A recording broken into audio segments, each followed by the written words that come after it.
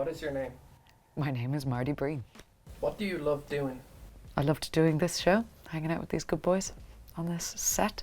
What show are you currently binge watching? Just started season 2 of The Great, which I used to watch with my housemates. And so I missed season 2. I'm playing catch up. And it's really good. Where do you feel safe? Oh, I'm a bit basic.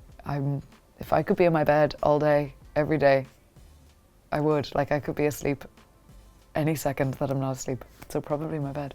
How do you unwind after a busy week?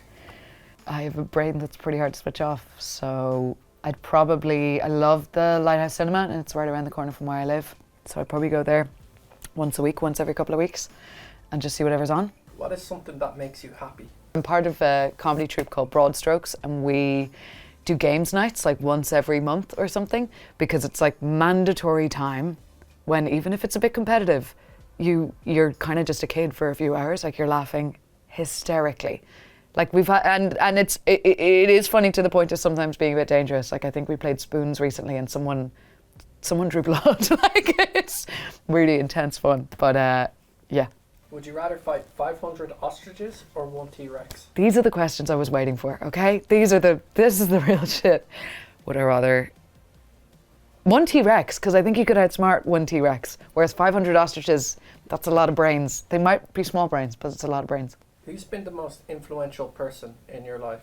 I just did my first solo cabaret show, and a lot of the stuff was based on Tim Minchin, who was probably the first comedian that I really loved. People would be doing handstands at parties, and my party trick was doing his 9.5 minute long beat poem and making other people sit and watch.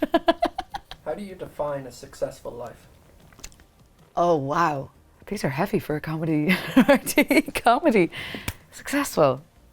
I don't know. I don't think that has anything to do with work in a really great way. I think it's like building a life that you like enough outside of work, particularly in stuff like making art, you know? If you have a life outside of it that you love as much as working.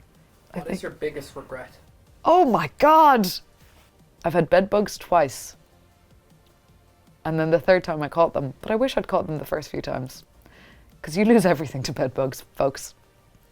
Keep a sharp eye. That's not my real answer. That's just, I'm not going to say. Imagine I was like, I wish I hadn't killed that man in 2001.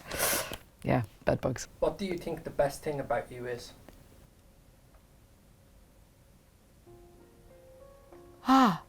Don't know.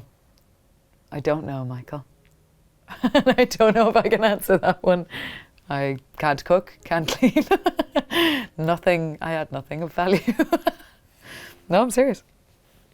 What advice would you give someone trying to find their voice? Like if you're trying to be funny, find out what makes you laugh, or find out what are your favourite things, and then like see if there's a correlation between all of them, and go, okay, that's mine. That's clearly what I have that's niche. I'll make something like that. What is your biggest fear? I have a huge phobia of rats. I worked in kind of central Paris for my summers during college, and when I came back, people kept noticing that I walked really weird. And I couldn't figure it out, but then I realised that I was stomping. I stomp everywhere, and that was because I would stomp my feet hard enough that if I went out in the street after a certain hour, the rats would leave me the alone, because I'd be hammering my feet in the ground and scare them away. So that's a phobia that has affected my life. What would you like to achieve before death? Oh my God. I'd just really like to have my own dog. I'd love to not be renting and be able to have my own dog. And there's dogs in Good Boy, so go watch it.